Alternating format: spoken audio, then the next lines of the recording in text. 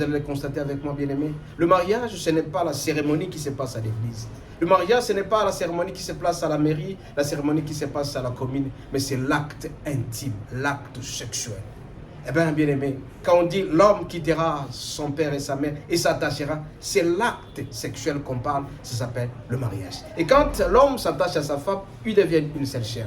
Et quand l'homme aussi s'attache à la prostituée, ça s'appelle une seule chair. Alors je peux te poser la question, tu as déjà contracté combien de mariages? Notre terme c'est utile, combien de mariages as-tu déjà fait?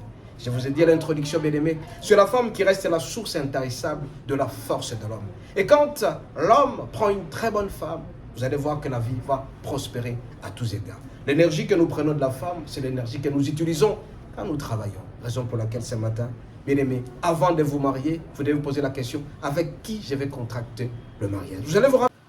Bien-aimé, bonjour.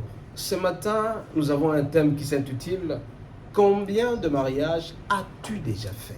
Combien de mariages as-tu déjà fait? Tout le monde le sait, bien-aimé. La femme, c'est une aide, une assistante à l'homme.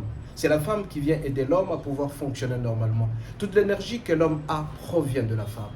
C'est la femme qui donne à l'homme son existence. C'est la femme qui fait en sorte que l'homme puisse aller de l'avant, qu'il puisse prospérer à tous égards. Et si jamais cette énergie n'est pas bonne auprès de la femme, ce qui va aller chez l'homme, ça sera toujours de malheur. Vous allez vous rappeler, bien-aimé, la parole de Dieu déclare dans Genèse 2, verset 24, « L'homme quittera son père et sa mère et s'attachera à sa femme, et les deux deviendront une seule chair. » Et si vous prenez aussi, bien-aimé, 1 Corinthiens 6, du 12e jusqu'au 18e verset, particulièrement au 16e verset, qu'est-ce qu'on nous dit? On dit que l'homme qui s'attachera à une prostituée, les deux deviendront une seule chair.